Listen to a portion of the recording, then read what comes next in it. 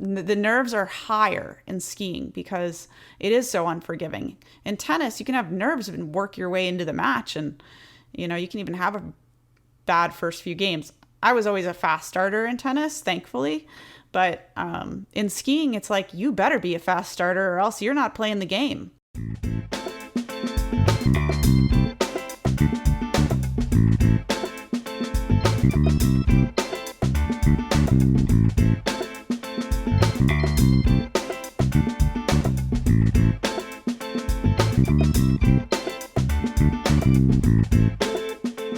Hello and welcome back or welcome to the Waterski podcast. This is Matteo, your host, and the goal of this podcast is to promote the great sport of water skiing through interviews, episodes, and any audio content we conjure up every week.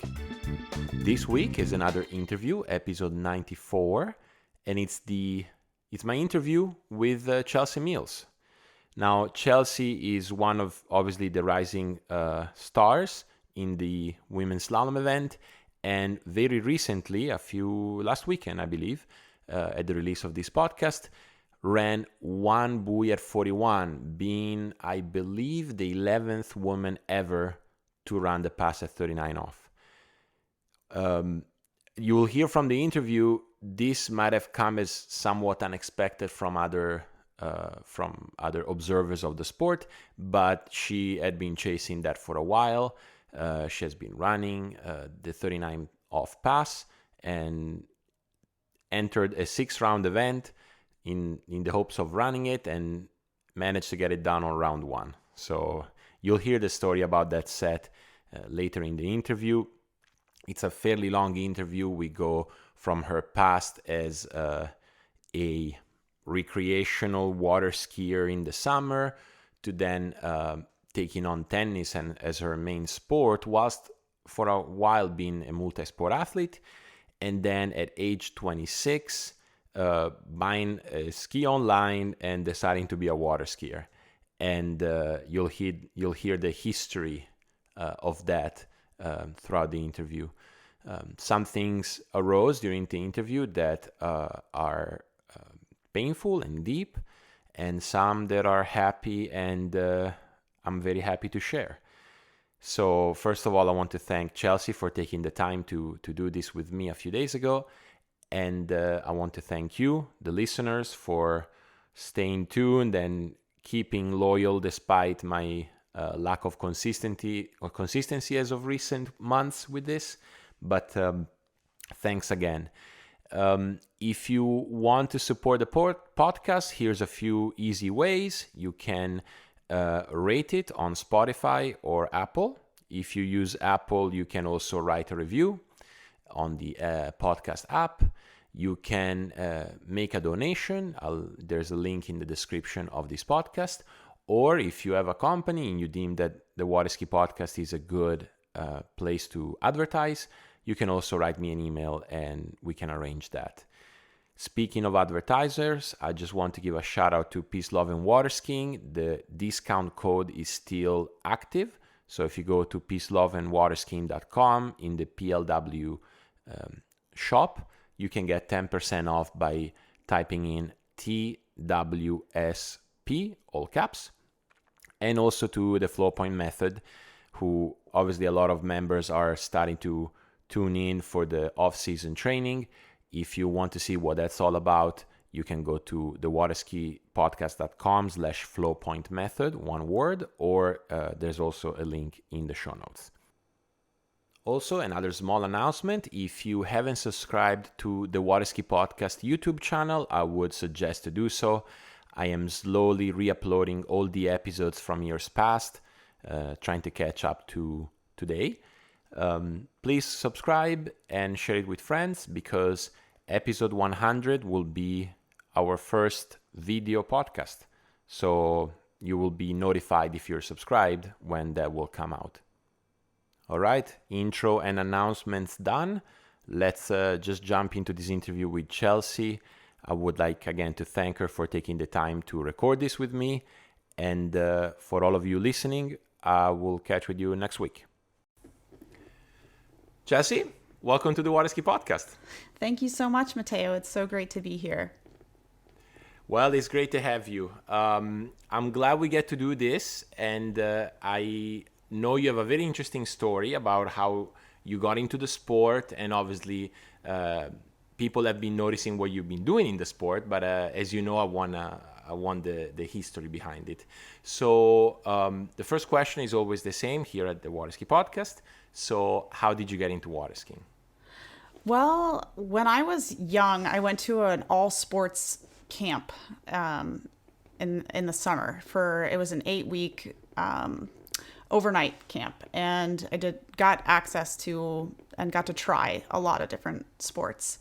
And so that was where I first tried water skiing, and just was in love immediately with that feeling of being on top of the water. But we didn't really have real instruction. It wasn't a course. It was like learn how to get up and ride around the lake, more or less. It was, you're being successful if you can get up.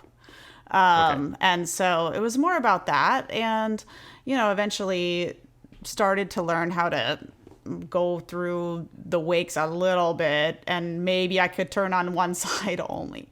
And then I would go over to the left side and float back to the right where I could make kind of a turn.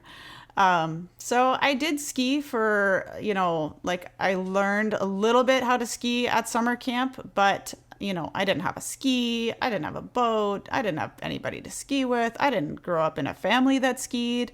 I didn't even know that you could compete in skiing at that time.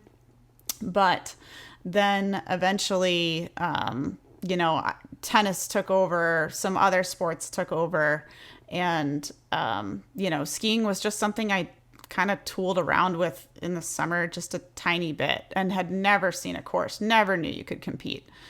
So that didn't come until, 12 years later. And, I went to summer camp from the time I was 9 till I was 15. So that's not a lot of, maybe getting up a few times a summer kind of thing. And then when I was, 26 was when I started to ski again.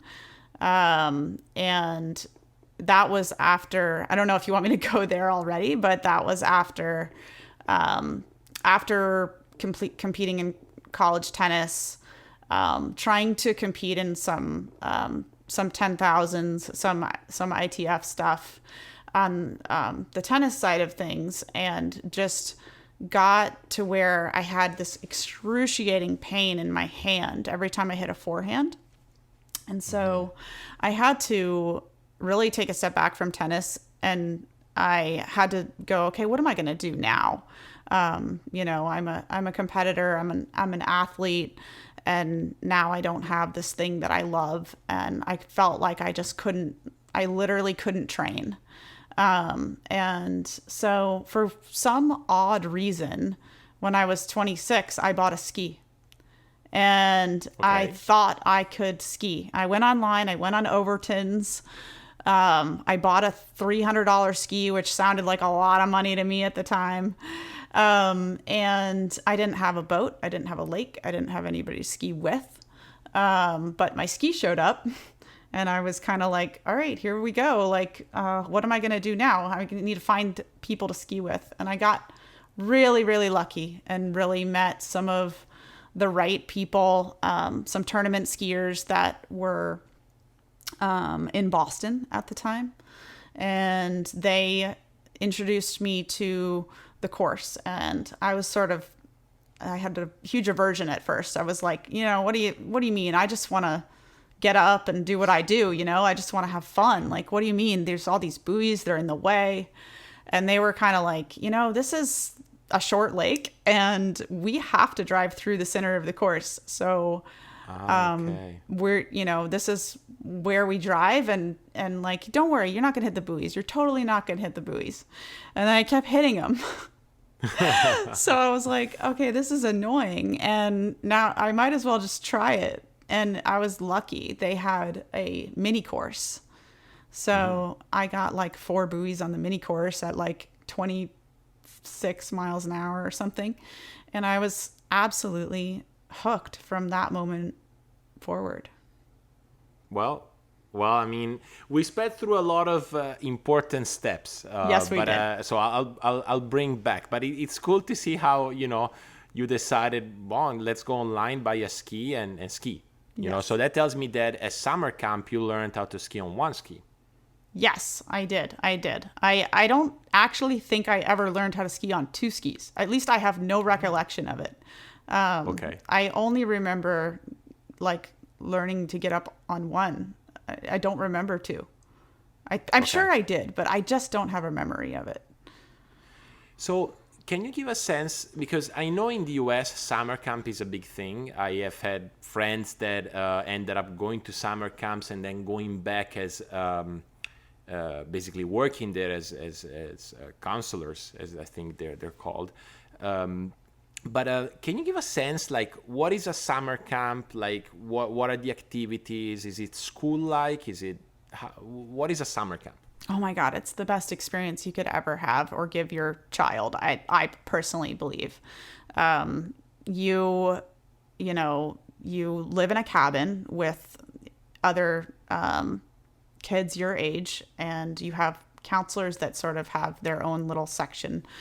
Well, usually it's sort of split off from the cabin. So you have this like big room and you have like 9 beds in it, right? Or whatever. So you have this tribe of like kids, and you sign up for activities. And I mean, my camp had performing arts, and it had art and, all these different sports. And we would play other,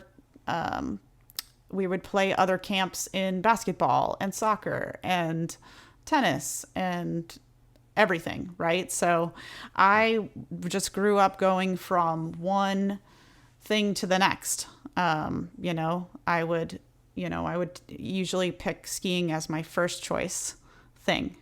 I was just loved it, and I would get to go once, for a couple of minutes, and then everybody else got to go, and by then you're on to the next thing. You're going to basketball, then you're going to tennis, then you're going to, I was in a play. I mean, and then, you're at campfires and you're singing songs and you have dances with the boys. And I mean, it's really special. Like you get to where some of my camp friends are some of my very best friends, still to this day.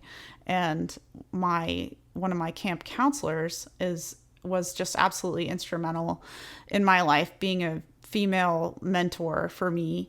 And I think, she's a reason why I want to be a mentor for younger athletes. I have a lot of reasons why I want to do that, why I want to be a mentor for younger athletes that are maybe deeper than that. But she was so important to me, and sort of maybe took on and replaced my parents a little bit because of my dad came from a very poor family and was working 12, 13, 14 hours a day. My mom was depressed, so I didn't feel like I had real parents. So my camp counselors took on that role for me. So it was a very special time. Yeah, yeah. And out of this special time, which, if I recall, you said you went from 9 to 15.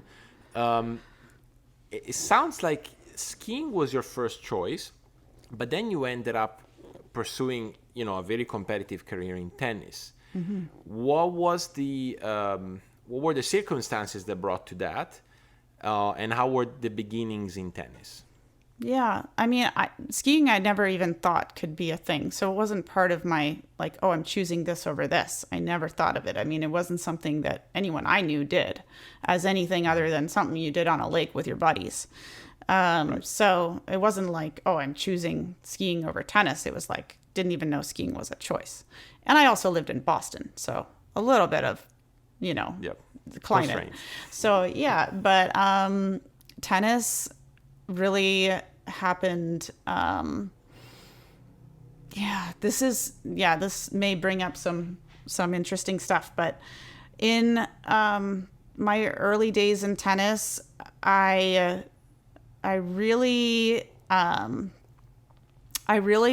wasn't good at first, and I didn't make the varsity team.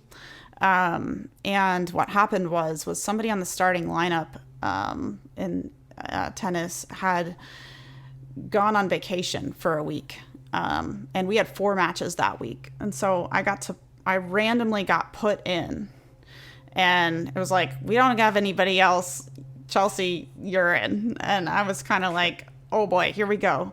And so I played and I won all 4 matches that week. And then I never came back out. So it was like, oh, like maybe I'm kind of okay at this. And I wasn't that good. I just got the ball back and I just ran. Like I just ran for every ball. I didn't care if, oftentimes it was silly, the balls I was running for. Like you're never going to get there. But just got the ball back, and I had a bit of an unconventional style, which I guess is similar to my style in skiing. But I just found a way to make it work, and I drove my opponents absolutely nuts. Like I just, they would think they were hitting winners, and here it comes again. And, they would just get so frustrated, and eventually they would make errors and mess up. And I had a pretty successful tennis career when I, my 4 years in high school tennis. I really didn't play USTA because I was such like this all sport athlete. And so I was doing 3 sports. I was playing volleyball in the fall. I was on the basketball team in the winter. I was on the tennis team in the spring. And, I wanted to do everything. And so I did everything. But by the time I was a senior in college, I was asking for, to have interviews or to meet with coaches in college, and they were kind of laughing at me like, well, you don't have a USTA ranking. Like, why would we even consider you? So the colleges you were trying to get interviews from? Yeah. Or, I was trying to get recruited, but like I had no rankings. And so they were like kind of laughing at me, like, what do you mean you want to play college tennis? You don't even have a USTA ranking. And I remember one coach asking me, well, what's your high school record? And I was like 77-0. And she was like, what? She was like, you telling me you've never lost? And I said, that's right. So, how did she make sense of that? Never lost in high school, yet doesn't have a USDA ranking. Yeah, she couldn't make sense of it. And so she said, look, I don't think you're going to be good enough to play here. But she said, this was my Bucknell coach. She said, I said, can I try out? She said, yes. So that was a kind of a window that I got. And that ended up being your college? Yes. Mm-hmm. Oh, yeah. That's awesome. Yeah. Yeah. She so told me not to come. And so where did you end up in university? Who did you play for? I played for Bucknell University for 4 years, and again, a kind of a similar path. Like I was 7th on the team, so you need to be top 6 to play. Right. And so it was a similar scenario. Like I beat a couple of recruits, so the team hated me. My first year, like everybody hated me. It was like, who is this girl? She wasn't a recruit. She's taking our spots. I beat the captain of the team, and it was bad. It was like, who is this girl? Who does she think she is? And I was annoying to play, like very annoying, because I wasn't good. Like I said, I wasn't good. I just got the ball back. And finally, I ended up beating somebody in the starting lineup and kind of got a chance to play. And, same thing, like just started winning and like never came back out. And by the time I was a senior, I was number 2 on the team. And it took a while to like really develop my game and get to where like I really had a game. Like before I didn't have a game, I was just a backboard, but I started to develop like weapons and started to, use touch and use a really good strategy. And, because I was really a baseliner. But, I kind of maintained that like grit and grind and, throughout my career. Like that was my core was just like, you're not going to get an error out of me. Like I'm not going to mess up. I'm going to lose the point only because you basically had to hit a winner. And so that was kind of like what I built my tennis career on. So sounds like obviously beyond personal development that happens in college and a bunch of other things that happen in college, you developed a style of play, a technique, right? Was that out of necessity, or were you like, was it something that excited you, like working on certain shots, working on strategy, like becoming better in that aspect? Yeah, I mean, it was necessary for sure to get to the next level, because you cannot be a backboard and get to a number 2 on a Division I team. Like you have to develop weapons. You have to develop, you have to have a topspin and slice and flat serves. Like you have to be able to hit a really heavy ball. You have to know how to hit slice, and you have to know how to, you got to have a weapon. You got to have at least one weapon. You got to become a good volleyer in doubles, because you play both singles and doubles. So yeah, it was necessary. And so I was the kid that was like, go to 6 a.m. lift, and then you're at class, and then you're at 3 hours of practice, and then I'm hitting with the coach after practice, and then I'm asking guys on the men's team if they'll hit with me, and playing extra sets, and like I probably played 2 times the amount that every other person on my team played in those 4 years. But I had to make up time, because I wasn't that USTA player. I put a lot of time into some of these other things. I mean, I was captain of the volleyball team. I was running tracks. I was just doing everything, and I don't regret it. Like, I mean, I look back on, my teammates, they were missing Easter. They were missing Thanksgiving. They were missing Christmas. They were at tournaments. And it was tennis, and nothing but tennis. And I accomplished somehow the same thing they did, but I got to go to summer camp, and, just, I got to play everything, and I got to spend time with my family at the holidays.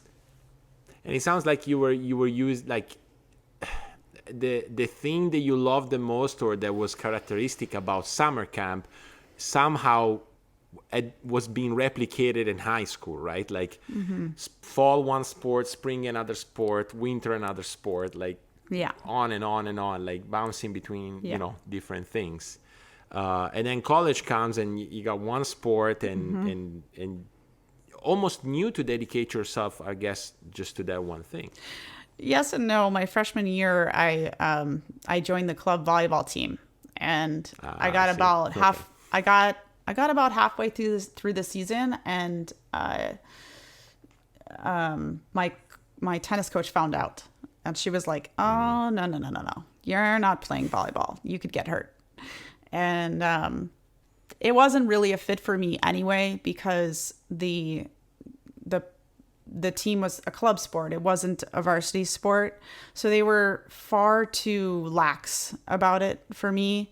Like I have an intensity about the way that I train for anything, really.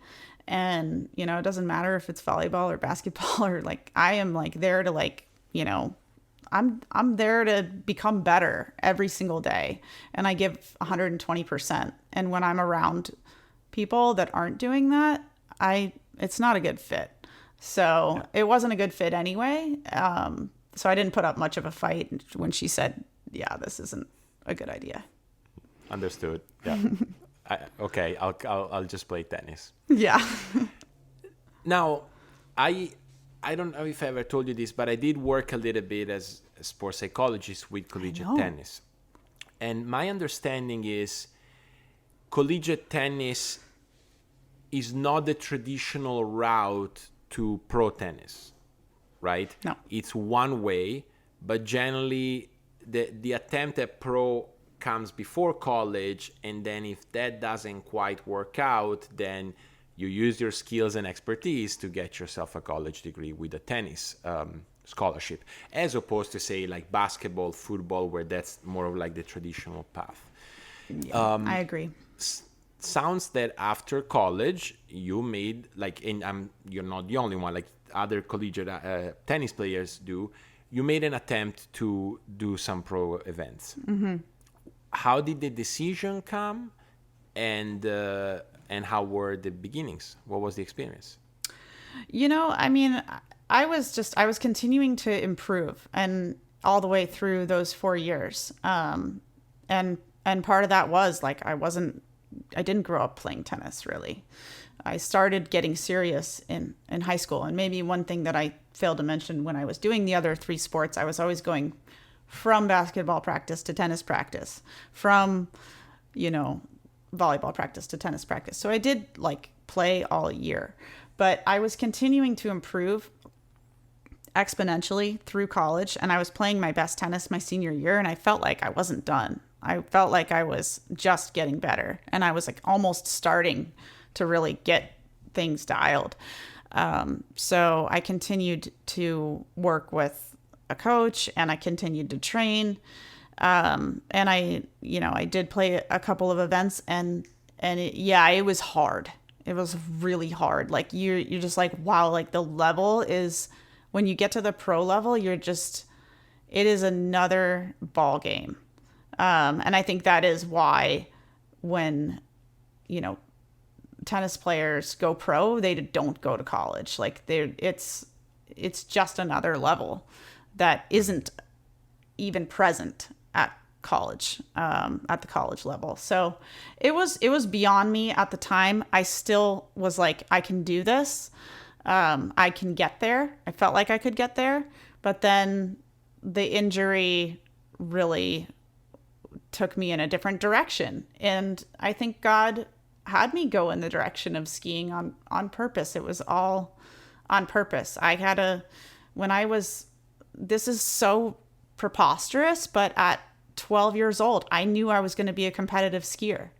And I have no idea why. I have nothing to back that up. Like, I have no reason to think I would be a competitive skier. I had no backing. I had no family history. I had no anything, but just God said to me, you're going to be a competitive skier. Didn't say pro, but said competitive. And it sounded like at the time, as you said, like you didn't even really quite understood like that skiing was, a path or a way, a sport, right? No, it makes me sad. I wish I had like known about hot summer nights and was watching ESPN and like, could tell Chris and Jen now, hey, I was watching you, but I wasn't. Like, I truly didn't know about it. Yeah. Just before we switch to skiing, how was, beyond the realization that the level of pro tennis is just like another world, how was the experience? Was it different than college in terms of like showing up to the venue, warming up, preparing for the game, like just the experience of doing a pro tournament? Yeah, well, you're not on a team anymore. And that's so different, right? Like you're yourself. You're by yourself. You're preparing by yourself. You bring your coach, you hit, you warm up, it's very serious, and collegiate was just so much fun, and like, oh man, if I could go back and play 4 more years of tennis, I would do it in a heartbeat. Just so much fun. So yeah, I mean, it's very different to prepare for, pro tennis than it is for collegiate tennis. And maybe I needed to have a little more fun. Maybe that would have helped actually. But when you don't have your tribe, it's just a different game. Yeah, it is. And it's, now that you're, in an individual sport like tennis, I think that idea of tribe still applies. It just needs to, be learned and fostered. Yeah. So, sure. Injury makes you step away from tennis and into this, sport of water skiing with the Overton ski. Now, obviously, in Boston, season is pretty short.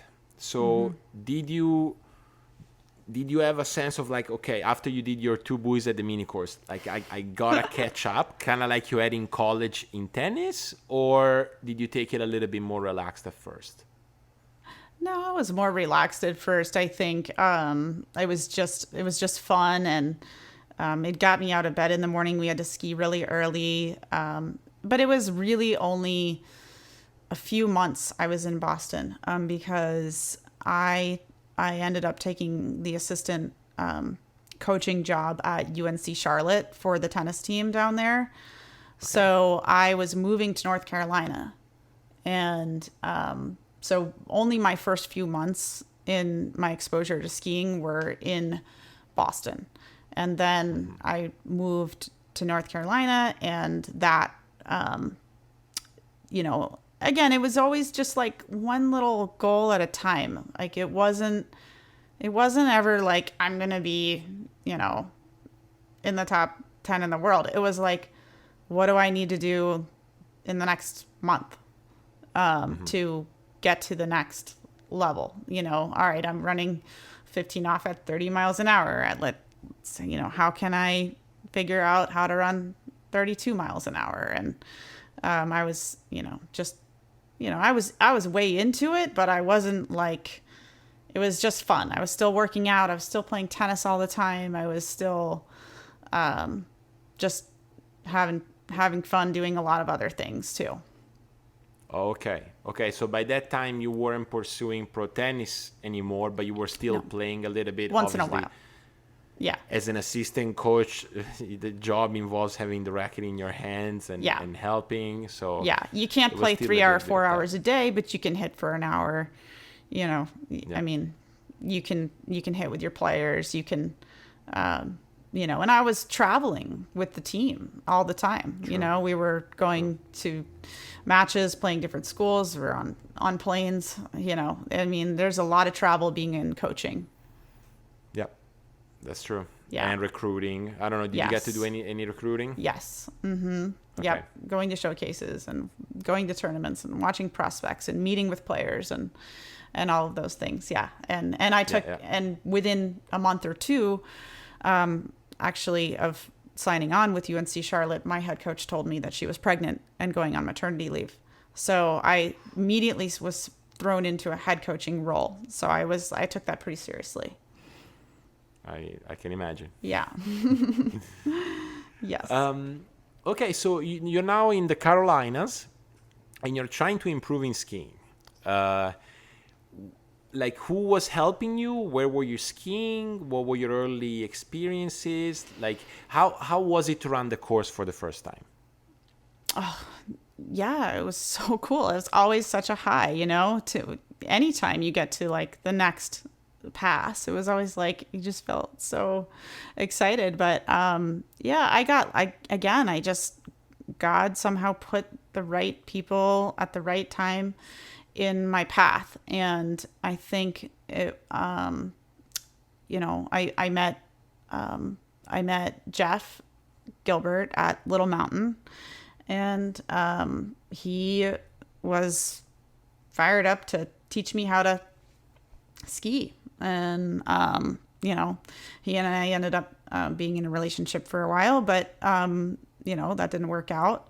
But, he did teach me a lot about skiing. He was very wise, knew a lot about skiing, knew a lot about fin setup and bindings, and he was a world-class driver. So, there was a lot of value in my skiing for that. He introduced me to people like Andy Mapple and Jeff Rogers and Jack Travers and, Mike Morgan. I just somehow met all these like world-class people in my second year. And it was, my first year, I think 1 year from the time I learned the mini course, I was running my first 1 full year. I ran 2 at 35 off. What? Yeah. That's and crazy. By my third year, I ran 38. So it was it was like just being around the right crowd that knew about all the little tricks of the trade. But now, you've been in the sport for a few years now. Yeah.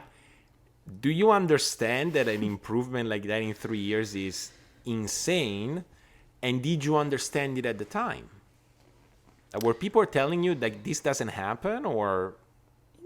Yeah, they were. But I don't know. You just don't listen to that stuff, right? Like you just go, yeah. But I was obsessed with video. Like I'm always videoing, watching my video, and I'm like, yeah. But I see that I see what I'm doing wrong. I see it. I can change that. That's not that hard to change. I'm still getting. I can still get better, and you just, I just again like just focusing on like one little tiny goal at a time and staying process oriented. Like, okay, if you want to figure this next pass out, like you are going to have to fix your posture behind the boat. You cannot pull through the wakes like that. And so I remember one time, and it's very ironic because now I'm skiing with him again a little bit, but I remember on one of our trips to Florida, we skied with Matt Reaney. I was like 3 years in, maybe 2 years in. And he was very matter of fact. And he said, you are never going to run 38 like that. You might run 35 off, but you'll never run 38. And I was like, and he was right, like absolutely right, and he talks about like first year in shock and, like I wasn't ready to accept that. But he was like, look, go home and learn how to ski super straight. Like just don't bend anything. Just straight. I listened. Yep. I did listen. I was pissed at him. Of course. But I listened and I was like, he's so right. Like if I just stay straight and I figure out how to get lean with being straight, I can figure out like this is a good chunk of it, yep. And it took me a while to get that. But it was just like one step at a time. And I never thought like I don't think I'm as good as I can be. Like, I think I have so many things to still improve now. I just always see that, especially when I video. I'm like, oh, that's not good. Yeah, isn't it that it's such a humbling experience, like watching video of yourself? Mm-hmm. I mean, it's cold here right now, but I'm coaching one of our kids that is going to the Junior Worlds in Chile. And we're alone at the lake. It's me driving and coaching and him skiing, cold. Mm-hmm. And so we're videoing every set for him and for myself. Mm-hmm. And then today he showed up on the dock, like ears down, face down, like, oh, I don't like what I see on my videos. I'm like, well, welcome to water skiing, man. Like, who does, Right. It's normal. So true. I mean, and I used to beat myself up a lot about, like, if I didn't run the scores that I wanted to run, like, practice or tournament. Just so frustrated, angry, like letting it almost like ruin my day or my week or whatever. And I was really making it mean something about me, like I'm worthless. Like I put all this time into this thing that I'm doing now, and it's my passion. And when it doesn't go well, now it's like, what am I worth? I'm worthless. And so that's been a huge journey for me, has just been like, how do I really had to like separate my self-worth from my performance and my self-worth from me as an athlete. Like, yes, I'm an athlete and yes, I'm a skier, but that's something I do. It's not who I am. It's what I do.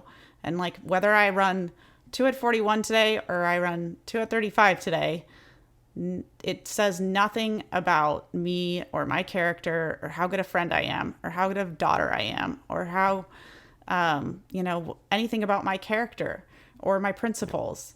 And that's been just such a journey for me that I fully accept now. Did you struggle with that during your tennis days at all? Yeah, I would say so. Because it's always like, I'm not there. I'm not good enough. I'm not. And I think that came from I think that came from my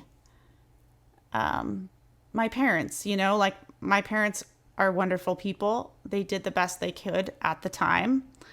And like, I'm certainly not playing the victim at all, but you know, we all have a story. And like, you know, whether they were or they weren't, I didn't feel that they were there for me. And so I was like looking for such validation in sports. Like I noticed that I got noticed. Like, oh, I did something good. Everyone else loves me now. And like, so I made this strong attachment between my performance and, you know, this self-worth and whether or not I could be loved. And so that was really not a healthy perspective to have. Maybe unknowingly had that perspective at the time. And because I had that perspective, I fell prey to being sexually abused as a kid when I was 15. And it lasted for a few years. And so that was confusing because it felt like love, but it wasn't. And, you know, from the outside looking in, it might have looked like everything was fine or I was doing great, and probably looked like I had a good relationship with this coach. But that's because it felt like love to me. It felt good to me. And I think like, you know, it brings up safe sport now. It brings up, you know, there's a bit of like heckling going on about safe sport. Like, oh, this is so dumb. Why do we all have to do this? Right? Like this isn't going to prevent a perpetrator from being a perpetrator. And sorry, just to give a bit of context, this is a course that USA waterski members have to take in order to be able to compete in events there. Like or anyone that wants to compete in the United States has to take this course. Right. And so there's a lot of, you know, why do we have to do this? We shouldn't have to do this. This isn't going to make somebody that's going to be a perpetrator not be a perpetrator, right? And I look at it from a different perspective because I think it's way more about what to look for when this situation might be going on, and to be an advocate for the victim. And also, I guess a message that I want to put out there is that it might not look the way you think it's going to look. Like it might not look like a victim. It might look like almost a good relationship, but we still need to be advocates for those victims, because I wish somebody had stepped in. People knew what was going on and didn't say anything.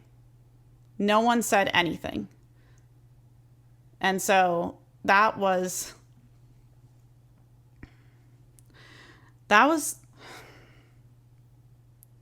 it messed me up pretty bad. Yeah. You know, so I wish someone had like come in and helped me stay away. Yeah. Now, I had to take the safe sport course as well because I came to Miami for the Miami Pro, and you know, having been exposed just in school about these topics, right? So you know, on how to approach them professionally, I must say that the course does a good job at, you know, outlining what could happen and what would be the best course of action. Now, there's obviously a lot of, how would you say, like legal stuff that they explain as well. But I think even from a human perspective, they do a very good job in that course at bringing awareness on what should be done. Right. You know? No, they do. And so we should all be like, yes, we will do this. Yeah. I fully agree. Yeah. Look, I'm sorry for what happened.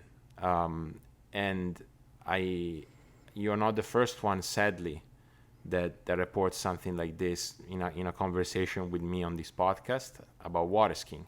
So I hope that the listeners understand that it is an issue and it could happen. It might be happening now. Yeah, So, thankfully it did not happen in this sport with me. Yeah. So it did not happen exactly. in skiing. Yeah, exactly. Yeah. But let's say in sports, and for as much as people sometimes don't think about it, water skiing is a sport with coaches, with Yes. adults and kids, with camps, with a long time away from parents, and the danger is there. It is. Now, I'm interested in asking you this because I notice a lot of similarities between how it seemed to me you were approaching more traditional sports, let's say, and water skiing. Now, there's an aspect about water skiing as opposed to tennis, which is the lack of face-to-face dyadic aspect of the sport, right? So in tennis is I'm playing against you and my job is to beat you, right? And of course, how I'm going to do that is an answer and a proposition to what you're doing. Mm-hmm. In skiing, it's a buoy count, it's you, it's very, closed sport, right? Yeah. The buoys are always 11.5 meters. And I know there's all these other variables that we slalom skiers like to talk about, but it's really first buoy to the right, 6 buoys in the US, in Italy, in Japan. Right. Have you, did it become evident to you when you started skiing that this was a difference? And if so, how did you deal with the fact that there was always like a number attached to every single practice? Because in tennis, you can go and do buckets for like 2 hours and there's no performance. But if you go practice this evening after this conversation, there is going to be a number attached to how you practice. Yeah, it's like hitting your first ball of the warm-up in the net and your match is over. I mean, exactly. It's unbelievable how unforgiving this sport is, and it'll drive you crazy, especially in tournament skiing. Yeah, practice can be frustrating, but man, when you don't perform great in a tournament, that's even harder, I think. But yeah, it is so light years different. And I think it took me a while to figure out how to be an athlete on the water, because I almost felt like I was a robot at first.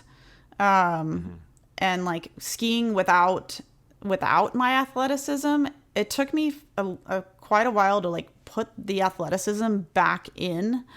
After I developed some fundamentals in technique, which I still feel that could be better, but so that's been an adjustment for sure. And then the other big aspect of that is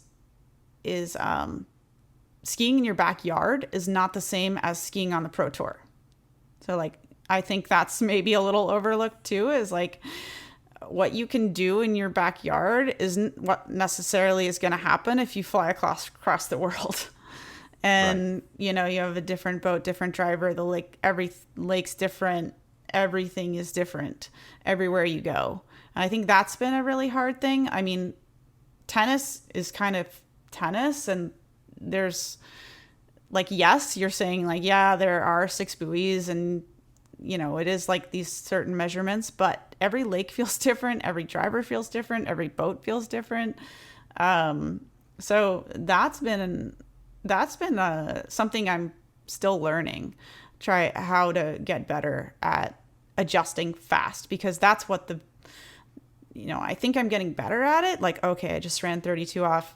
Now what happened there? I was a little hot on my gate. All right, I'm going to make this adjustment. Or, oh, I came off the handle too soon. Or, oh, my balance is just a little off. I'm going to make this adjustment for, 38 and 39. Yeah. And you have to figure that out in literally 2 or 3 passes. You can't let a whole set go by and be well, I screwed that up. Like Right. and realize it later. You have to figure it out while you are there.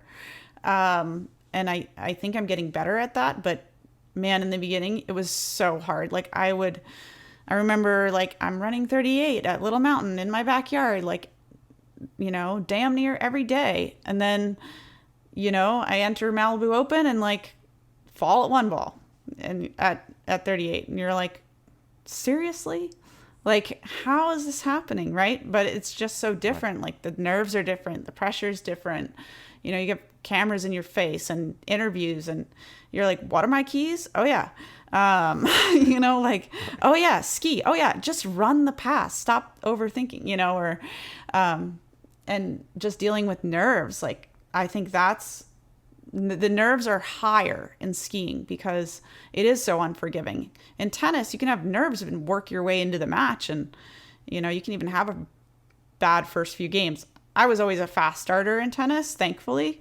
But in skiing, it's like, you better be a fast starter or else you're not playing the game. There's no option. You're out of it. You're totally out of it. You got to be ready to go right away. And so the nerves, I think, were higher for me in skiing than they were ever in tennis. And so that's been maybe a little bit of my journey on, I was excited to talk to you because we're in the same field. I majored in psychology and have a master's in sports leadership. And I studied it on my own because I was like, I want to be better. And I know I can be better. And I know how powerful the mind is. And so I was like, I've got to figure out how to deal with relaxing under pressure. Because the pressure ain't going anywhere. Like you are going to be under pressure. And so you have to figure out how am I going to do this? How am I going to ski the way I ski at home, halfway across the world? And I think that's been a journey for me. And we can talk more about that, but I'm sure you have a lot of insight on, and ideas on that too. I don't know. I'm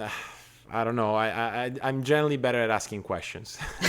But look, let's go first waterski tournament, not pro tournament. Mm-hmm. First time that you show up and there's a tournament, you can repeat the pass if you fall, new people, not your person in the boat, some judge. Yeah. Here we go. Where was first it tournament? And how did it first go? Tournament? Yeah. My first tournament ever? Okay, yeah. This was Massachusetts State Championships. And, I just was skiing with the right people. Like, they knew exactly what to do with me. So the day we got to the tournament, the guys I was skiing with, they were like, oh yeah, by the way, see those 2 orange buoys? You have to go through those first. And I was like, what? We haven't been doing that. And I'm like, whoa, right? Like, what? Okay, well, I'll go through them, right? And I remember I missed my first pass, and they let me go again. And I was kind of like, okay. I was like, oh, that's cool. So we went again. I missed again. And then we went again. So I think what they did was they put me in fun class. Like they just like kind of maybe knew what was going to happen. They put me in fun class.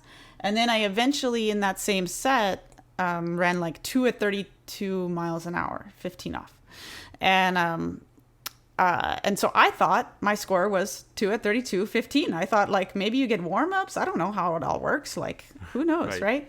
But I don't know. I mean, I think if I had skied and messed up and had to go in, I would have been like, oh, I would have been really like, maybe this isn't for me. But, they like knew what to do. They just grassroots, like knew what to do with a new person. Yeah. Yeah. And so it sounds like the experience was positive. Yeah, it was so positive, and they were all helping me and, hey, do you want to ski off the tournament? This was at a lake actually that doesn't exist anymore in Oakham, Massachusetts, that the Goodhues, Celeste is one of, somebody that has guided me along the way in my faith journey. And talked to me about God that day. And like, whoa, like I was taken aback with her like investment in me. It was such a positive experience. We skied after the tournament. It was like, let's coach each other. I mean, it was just so positive. Yeah. And so then I'm assuming you go to a few more tournaments. What event, like, and I know you didn't play USTA, but what differences in culture did you notice between tennis and water skiing as you were getting exposed to competitive skiing? Culture. It is different. I think skiing maybe has a different breed of human than tennis. Like they kind of attract a different kind of person,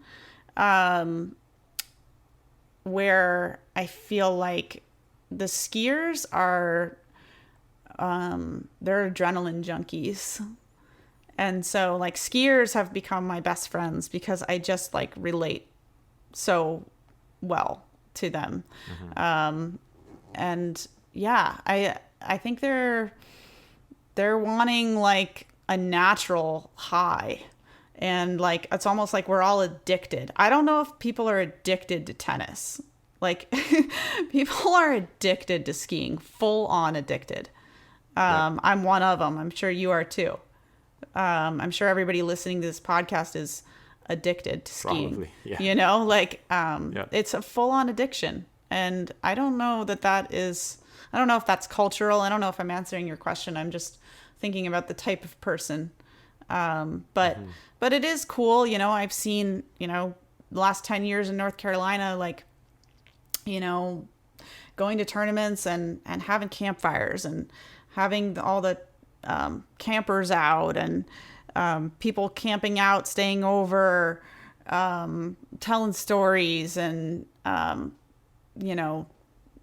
over at I remember like over at Beaver Lake in North Carolina, they're gonna have church every Sunday before the tournament. And so yeah, super different culture than tennis is kind of maybe a little bit all business, more like we're here to fight almost. Right. Yeah, so that's what I would say. No, I can see that. And I wonder actually what you just said at last, if it's part of the aspect of it's one against the other direct, right? Like it's a open confrontational sport, as opposed to like say skiing, where of course it's super competitive, but I go and then you go, and once both of us are done and there's 10 more, we can interact like human beings and talk about things, like I feel like I relate. I remember talking about it with a friend who is a competitive snow skier, and apparently it's the same there, like it's no chance of making mistake, one at a time, everybody wants to win. But after you're down the mountain, you're just gonna talk and have fun and compare and there isn't much of that in tennis. It's more personal almost, in a way. But I think that's something that I've really worked to cultivate this year. Has been like, I want to know my competitors better. I want to be friends. I want to like invest in these relationships where we're seeing each other every weekend almost. It's like, you might as well have fun with them and really like have relationships instead of just, I'm in this little silo. I ski, you ski, we don't talk to each other, and we do it again next weekend. Exactly. So I've been really trying to change that this year, because maybe I'm a little introverted. I tend to kind of go into my shell, and so I've been making a conscious effort to maybe break the ice, ask questions, talk to people about different things. I can totally understand why that would be valuable. Now, just a little parenthesis, Beaver Lake, because you mentioned it, it brought good memories. I only experienced that place on the collegiate skiing side of things. Oh boy. And by the way, collegiate water skiing, very different experience than the varsity one you had. I mean, some schools take it seriously, you train a lot, but Yeah. there's a whole other fun, rowdy aspect about it. And to me, Beaver Lake, with that peninsula before the pre-gates where everybody would camp and barbecue. I remember one time we had pulled pork chopping contests. Like they came and they had these people with wrists as big as my fist, like chopping, like pulled pork forever. Like what a gem of a place. I know it is. It's one of the few awesome places I still have T-shirts of. Yeah. Oh, me too. It's awesome out there. I love it. And okay, so with the first tournament, how about first pro tournament? Was it the Malibu Open you were mentioning? I think so. Yeah. I think it was, I think Malibu Open, I don't know when, but I mean, I entered Malibu Open way before I maybe was ready, but I had a discussion with Jen LaPointe about it, and she was like, look, you gotta go before you can win, because if you don't go until you can win, then you're gonna go and you're not gonna be ready to win. So you're gonna put yourself out there. So I did, and it was way harder than I thought it would be. Okay. Yeah, I was curious because, I mean, by the way, great impersonation of Jen. I can see her raising her voice in saying it. Oh, yeah. Because funny enough, this year I've heard the two camps. I hadn't heard about it in a while, but I was instructed the same way you were, whenever you can afford it, go and get some experience before, and I thought that was just the MO, like that's what you do. But then there's another camp that is exactly the opposite, which is like, until you don't have the scores to come home with money or to make a podium, it's worthless to show up. And I don't know about that, Yeah, I don't agree. I think I believe in what I did. I think I learned something that has nothing to do with technique at every pro tournament.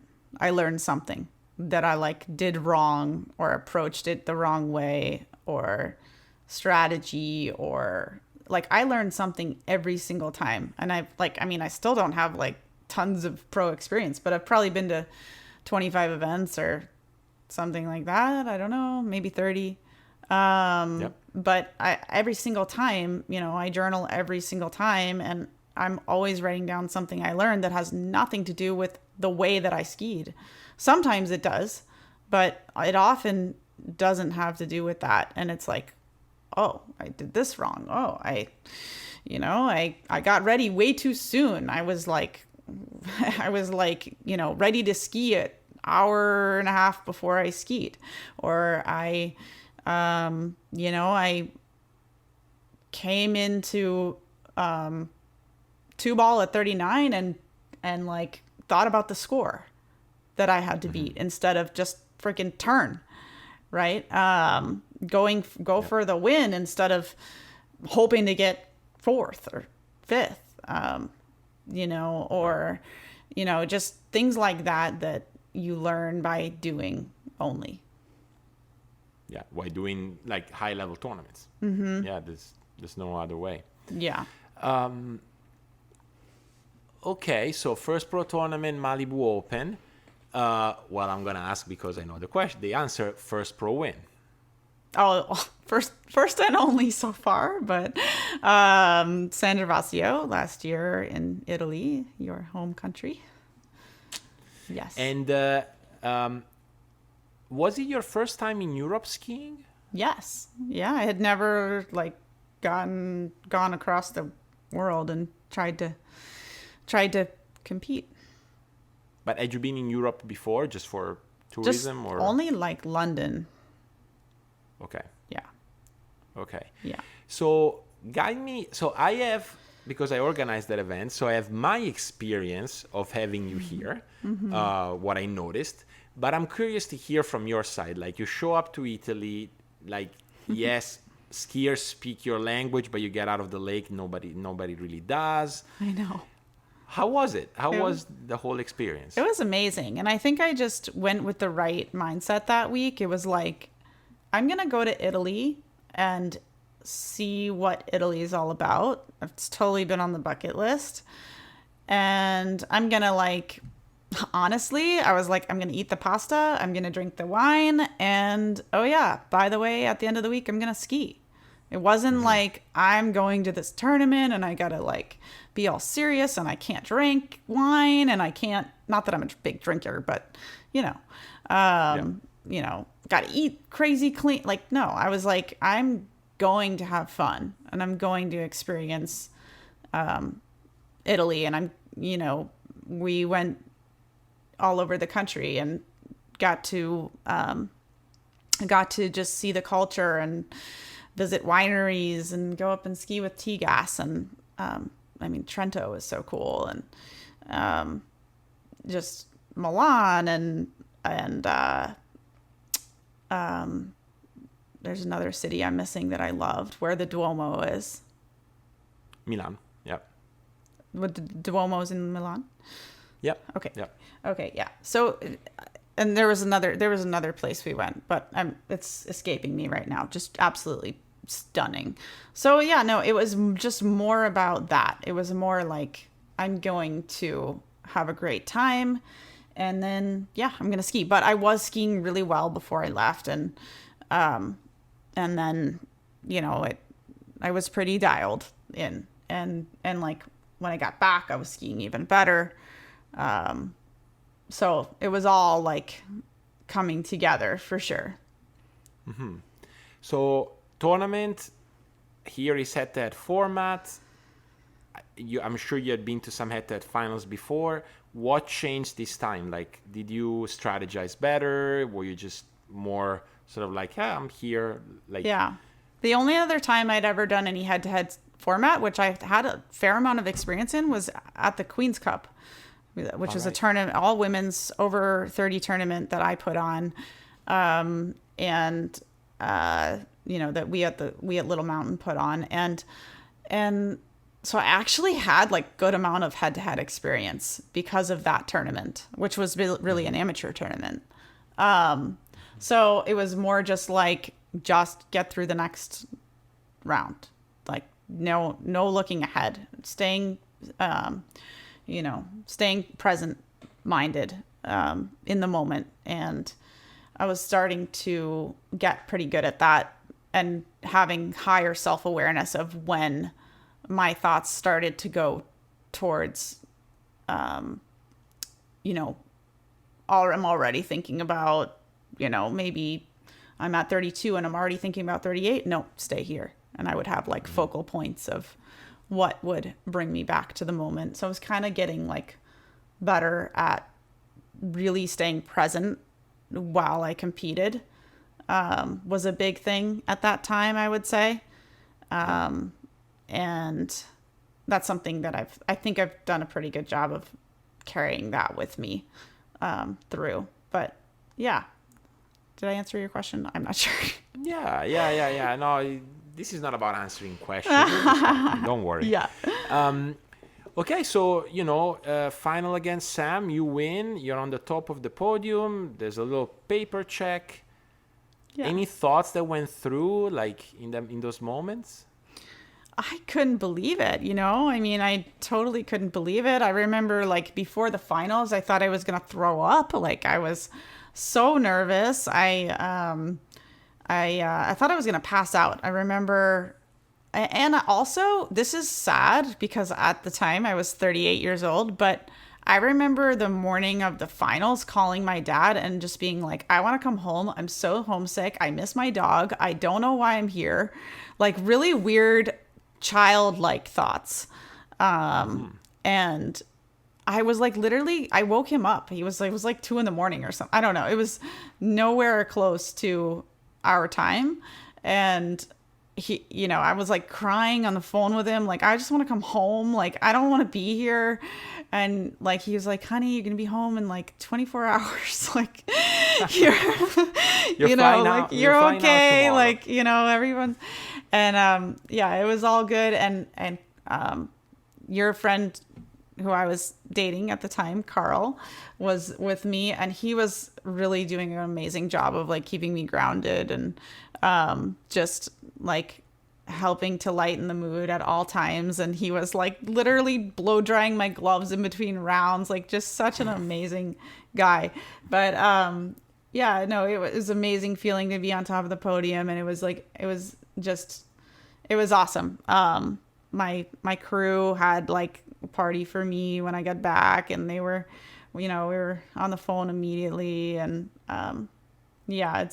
I definitely feel like I have a real tribe behind me now that maybe I didn't have 3 years ago. So that's made skiing a team sport for me. And which is kind of like what I missed so much about my college days, was just that team atmosphere. And now I feel like I have a team again, and I'm really excited about it. And I feel like only good and better things are to come, but I'm just so like love where I'm at. Good.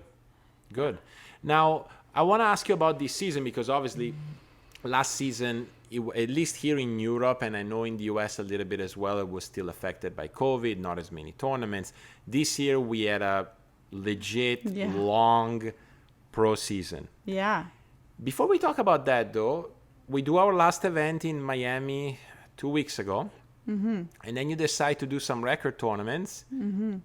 And you ran one at 41 off. Yes. What? I know. It was coming, tell though. Me, it wasn't a surprise. Okay. No. Okay. It was coming. Go on. Yeah. I mean, so this year has been crazy. It's been full of ups and downs, like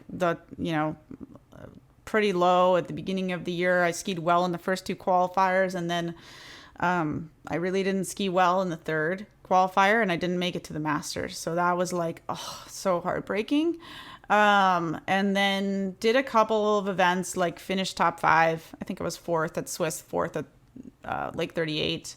So, I mean, I'm happy. If I'm in the top 5, I'm happy. Like, that is truly where I'm at. I'm not, I'm not running 39 every time, and that's what it takes to win now these days. So, realistically, I'm happy.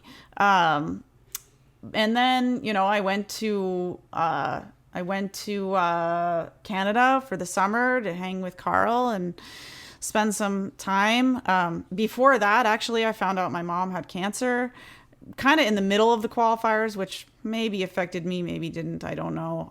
But I was upset about that. I went and took care of my mom for 4 weeks. She had half of her colon removed and a kidney removed. She's cancer-free right now, thank God. But good. I spent a month with her. I spent 2 months in Canada, very sporadically training, and like went all around in circles all summer, like with my gates. So last year, I had a talk with Chris and Jen, and it was like, okay, we got to change your gate. If you're going to run 39 every time, we have to change your gate. And I was like, okay, like, I'm like, all right, I believe you. And it just taken me a long time to like come to something that feels comfortable. So like the main thing was they were like, your arms are really tight on your body on your pull out. And so they were like, you have to relax your arms, which changed my whole stance on my ski, changed my balance on my ski, changed everything. And so I was like, I felt like I had to like almost learn how to ski again. How to be balanced on my ski again. And I did it knowingly. I was like, it might take me a year to figure this out. So I have a choice. I can do what I've always done and get what I've always got and run 2, maybe 3 at 39. Or I can take a year and really work at this. And so I don't think I did the same gate twice at a single round. this year until this weekend. Okay. It was like I would hit it right and then I would lose it. And then I would go, oh, okay, this is it. Nope, that's not it. Or I skied great today, but I don't know what the hell I did. Right. And so it's been like coming here and there. And then like, I don't know. And then now I have it, but now we're going to an event where we changed the rope and now it feels weird again. And so that was kind of what happened in Miami. It was like I felt like I had it dialed, and then we went HO rope and I'm like, I lost it. Right. So I finally like got somewhat dialed on my gates with this new relax thing. Right. And I felt like, all right, I'm doing the same gait every single time now, and it does work. So yeah, I was like, it's been coming though. I mean, I've been running 39s in practice for a year. Like it hasn't been like, wasn't like a surprise. And I almost knew it was going to happen. I wasn't sure when, but I kind of knew I was going to run it going into 6 rounds of, which I ran it in the first round of the weekend, but I thought I was going to run it in the weekend. And I was a weird feeling because I was like, I can't wait to call Chris and Jen and tell them I ran 39. And then I was like, oh wait, I still have to do it though. Right. So yeah, it was just like I knew it was going to happen, but it actually started with a conversation that I had with Marcus Brown. So I kind of on the Flow Point team thing and was talking to him a couple times over the summer, just struggling in Canada, like not skiing that well. Talking to him this fall about, how to train, where to train, what do I really need to advance, and then talking about goals. And I told him this goal. I was like, I had this goal forever to run 39. Like I want to be one of the top, the very few, the very few women that have done it. And, I watched April and Karen growing up in the last 10 years trying to learn this whole skiing thing. And I'm like, man, like they freaking on and on and on. And I remember watching April run it for the first time and I was like, wow, just wanting to do that. And so I told Marcus, I'm like, I have this goal where I just want to run 39 and in a record tournament. Like, I mean, of course I want to run a pro event, but I'm pretty sure I'm going to have to run it in a record tournament before I run it in a pro event, most likely. And so he was like, I really want you to think about what that would feel like. Like what, so you run it, now what? And I was like, oh my God, he's so right. It's going to be like every other goal I've ever had, because it's always been like, oh, like I'm going to be happy once I run 32 off. Yeah. And, right. And you hear it all the time from skiers. Oh, I'll be happy once I can run like 2 at 35. I will be happy as a clam. Wrong. Nope. Right? Like It just isn't true. It's not true. You reach your goal and then you want more every single time. It doesn't matter. And so I was like, yeah, I'll probably feel the same way I've felt about every other goal. I'll be unsatisfied. I'll be happy for a bit and then I'll be like wanting more, right? And so I finally, like the week before the tournament, I came to this and I posted about it. I posted about like the pro season and stuff. And I said, I just came to this realization that I think I'm there. I think I'm already here. I think I am right where I want to be. Like, I think I love how this is friggin' hard and fun and drives me crazy and is frustrating and exciting and joyful and also makes me want to pull my hair out. And I get to do it with all these people that I love. You're making me want to ski right now. Yeah. Yeah. It was like, I think I'm already here. And so I just was like so happy and content with that. And it was like, no, I don't think I'm actually trying to get anywhere or to some goal that is going to like make me happy or make me satisfied in this sport. Like, it doesn't exist. It's not a thing. So I think like just having that conversation with Marcus and like in turn, like really coming to this realization, like, oh yeah, wow, I'm here already.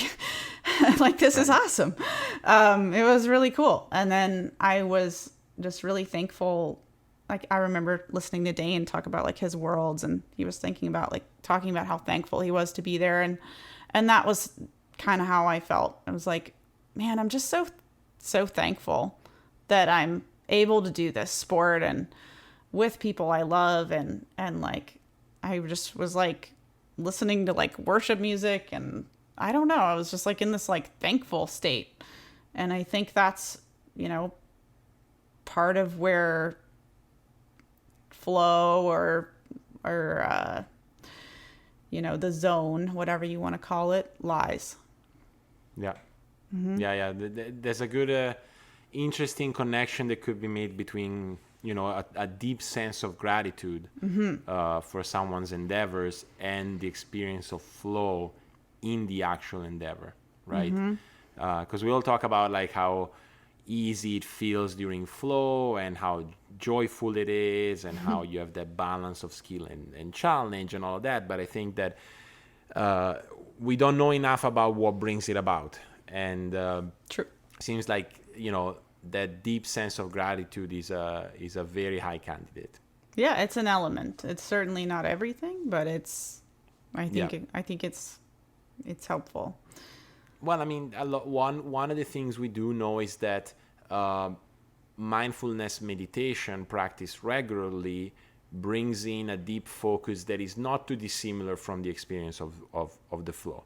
It might not bring the joy that is attached to it or the transformation of time, but, and obviously, mindfulness folks do talk about gratitude like every other hour. So there's definitely something there.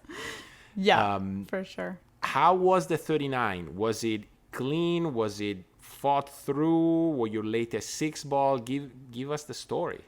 Yeah, it was my best pass of the set. It was like tight.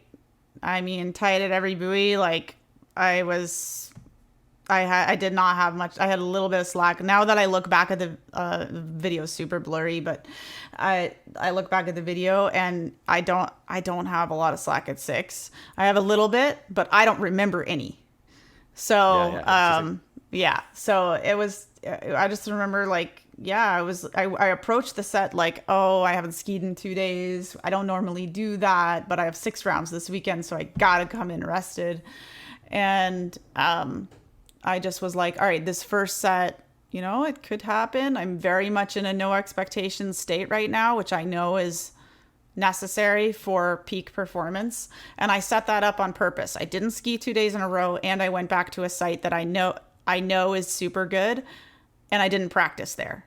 So I was like, I kind of set up the no expectations thing. And I had a driver that I had never skied behind before. So I had like lots of things that put me in the right state of mind. And I was already like kind of getting there anyway.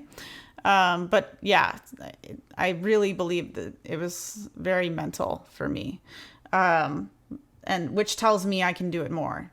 I need to like find that state more often, but I just was like, I'm just going to try to get my rhythm and timing this set. This set could be rusty, and it was like, I was not skiing great. I went like through the gates, like full on head first at 35, like disconnected head first, not head first in a good way. And, it was really bad. Like I thought I was going to fall at 1 ball at 35 off. And then like Cole was laughing at me, my boat judge, Cole McCormick. But it was just very much, Martin Bartowski was driving. So it was very much just like, oh, I'm like out here with a couple other pros, and it kind of raises that level, that expectation. Like, Cole is not impressed if I run 38. He's seen me run 38 over and over and over and over and over. Right. Yeah. So I've been around those guys quite a bit, and so it was a very comfortable atmosphere, and yeah, it was, but the 39 was the best pass of the set. All the other passes, I was like, man, I'm dragging my butt. I'm like, like I'm rusty. I like hit a buoy at one point. I was like, what am I doing? And then I'm like, okay, I'm going to have to get it together here, and I use, something that I tell my clients is I'm a good liar to myself. So I tell myself, I don't tell myself I'm at 39. I tell myself I'm at 35. So, right. But yeah, I remember coming around 4-ball and I was just like, oh, like, keep going, like it just right. turn, and like at 5-ball, I was like, you got to keep going. Like, you got to keep turning. This is it, like, there's no, because my PB before was 4. There's no being happy with 4.5. Like, let's go, right. Let's go, So, yeah. And 6. Did you cheer at the exit gate? Oh yeah, I was yelling.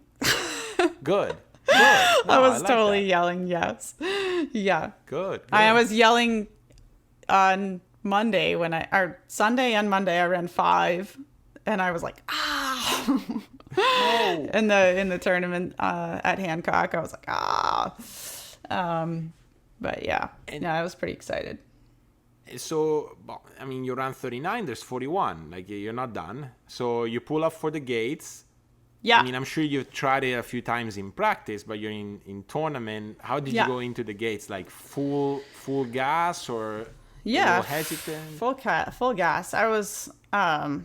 I've tried it enough. My best is 3 in practice. And I was kind of like, you gotta calm down first after that pass.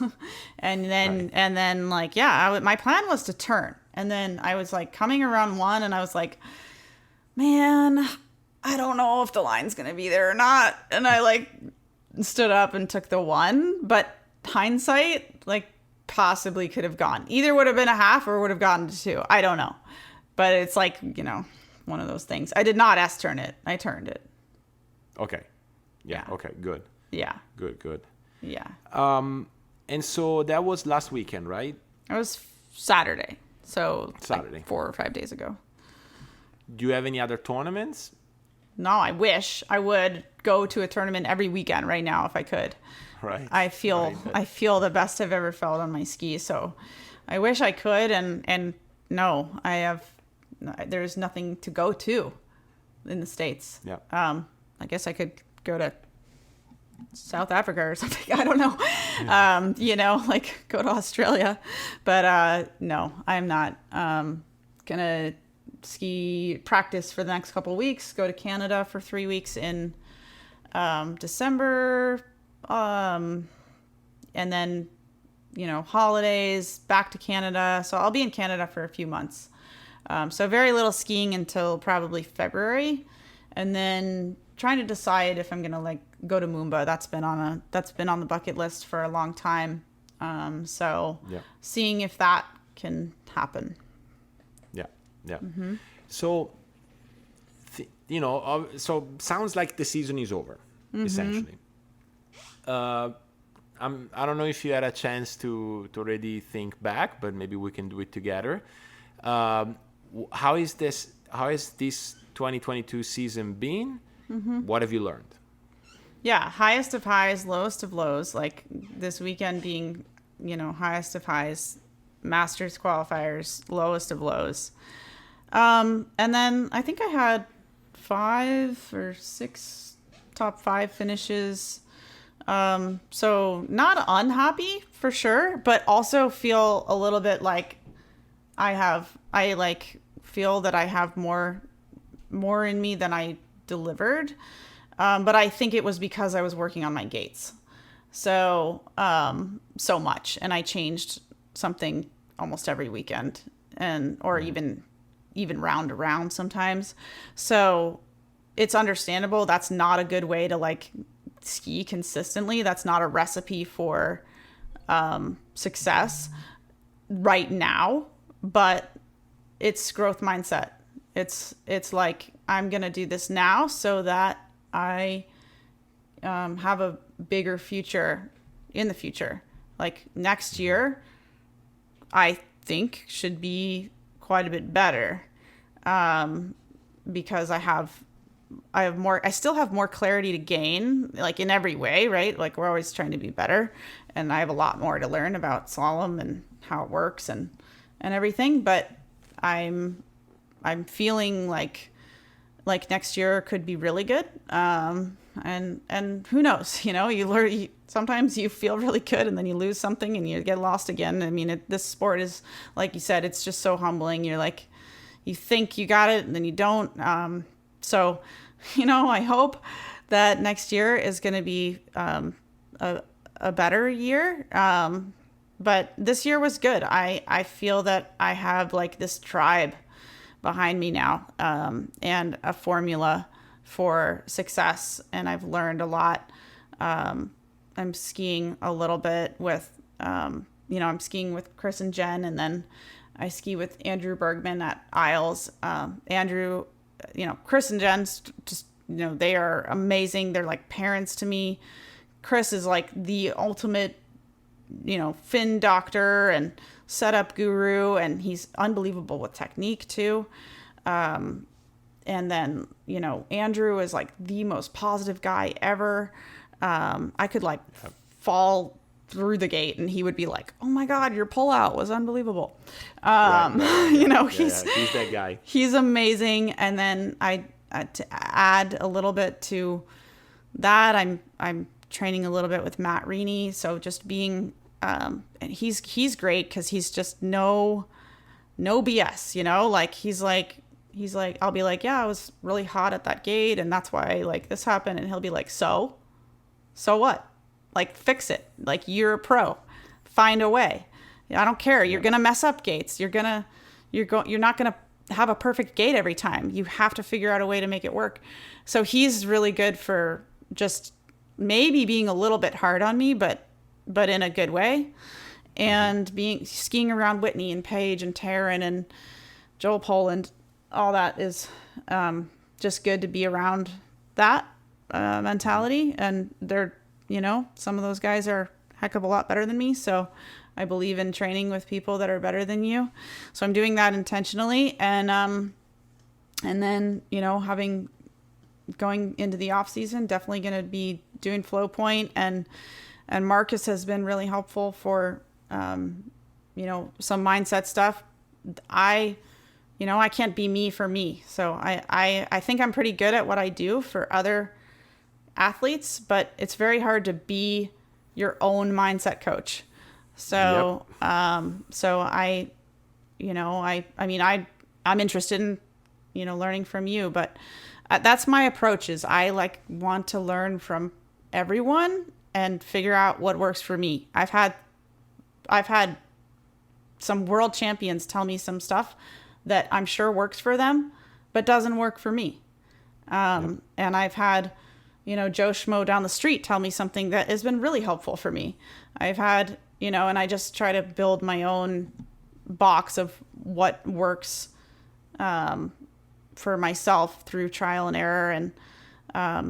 And I think I'm at a point now where I'm not going to get confused and go down the wrong road just because someone says to try something. I'm full on good with trying something and failing and then saying, okay, that wasn't good for me. You're shaping up. Yeah. You're shaping up to be the skier that, that you are, that you want to be. And then, in my view, has already shown that, on any given weekend, she's fighting for top, So, and I think what happened last Saturday is definitely even more a realization that for you, that you are that type of skier. So thank you, Matteo. I appreciate it. I struggle, one of my struggles is total imposter syndrome. And I think it comes from just not having that, I'm not a Whitney. I didn't ski when I was 2. I just don't have that experience. So sometimes I'm like, why am I here? And am I good enough? And, I don't belong here kind of thing. And then sometimes you're like, you have something like that and it's like, okay, maybe I do. Maybe I can do this, and maybe I do belong here. And yeah.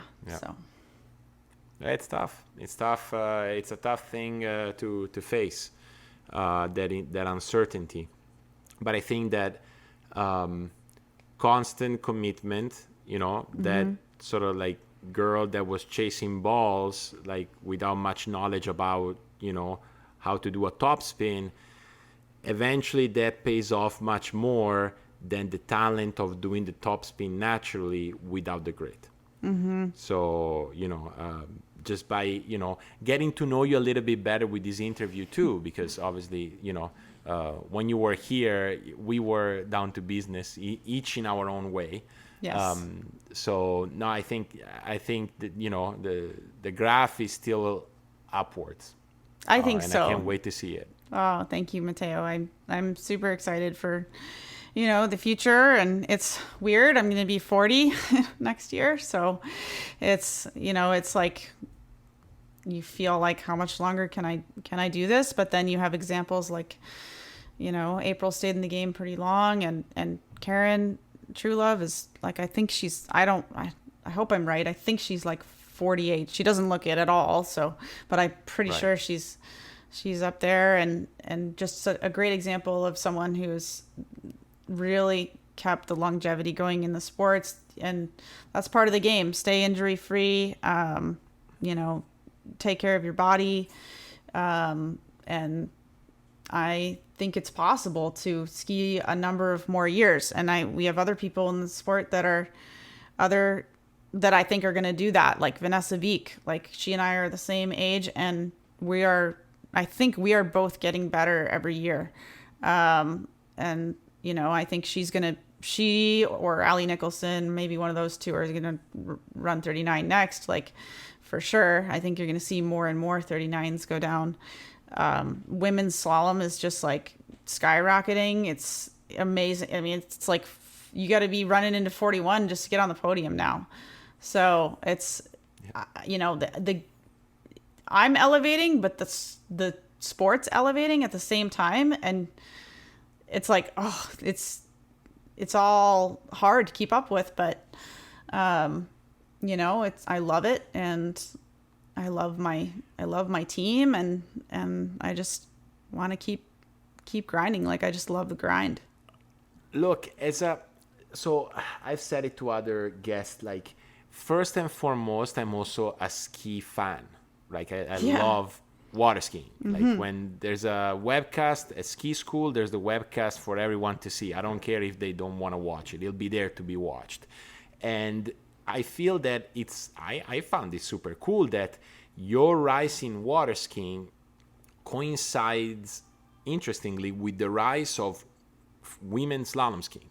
Really, like, the level has increased tremendously from the buoys to make the podium to the cut. Like, I know, to it's the annoying. cut of a tournament. Well, I find it cool. No, it is cool. It is totally cool. I mean, the girls, we're all pushing each other, I think, and it is awesome. But it's also like, man, why is this happening? I'm getting better, and now they're getting better. Well, look, man is the same. It is. The cuts are getting insane. Yeah, 3 at 41 just to make the finals. Like, it's unbelievable now. So yeah, it's cool. But yeah, I hope that, one of my purposes in continuing to ski is like to be that example of like, you can pick this sport up late, you can get better. Don't believe some stereotype against yourself, like, I'm too old to run XYZ, or I didn't learn young enough. Like, I want those stereotypes to be broken, and like, you can totally do whatever you set your mind to, and of course not without hard work. I mean, I think I spent 5 years going out the front, but right. But I hope that I'm a example of someone that is inspiring to others that want to learn how to ski later. We have a girl at our club that's just, I think she's going to be on the pro tour in a few years. Like, she's nice. She's a she's a tennis player in college, and she's picked it up. She's like 2 years in, and she just ran 1 at 35. Wow. And I think she'll be on the pro tour. Adelaide Wood. Let's see if you remember that name in a couple of years. But yeah, so she was kind of like, oh, I could do this. I'm 25 and I could do what you did. And I'm like, yes, you can. So that's one of my purposes, and bigger purposes other than just about me. I like want it to be bigger than just about me. Look, just the story you brought up now, I think it's a good window to, express a little bit of gratitude. I always, like to conclude like that. Who would you like to thank? I know you've already thanked a lot of people and part of your crew, but just a little more, dedicated chance. Yeah, the first people are Chris and Jen. They've been like parents to me. They've guided me in every aspect of skiing, and also outside of skiing for that matter. Of course, I'm thankful to my dad and my mom just who have supported me throughout the years. And I would say I have to put Andrew Bergman in there. He's been so positive. When maybe I'm too hard on myself, he's there like picking me up and telling me where we're going and that everything is heading in the right direction. So I'm thankful to those guys primarily. But if I were to write the list of everyone that has helped me along the way, I mean, we would be here another hour. Just there's been so many people along the way. So well, I'm hoping they will listen to this and know that they're part of that list. Chelsea, I'm so glad we did this. Yeah, me too. I'm very happy. It was a good chat. And who knows, maybe we'll get to do it again when you're on 41. Hey, I mean, if people aren't laughing at your goals, they're not big enough, right? Right. Yeah. Well, Chelsea, thank you so much. All right. Thank you, Matteo. Boom! Yay. That was awesome. Yeah? That was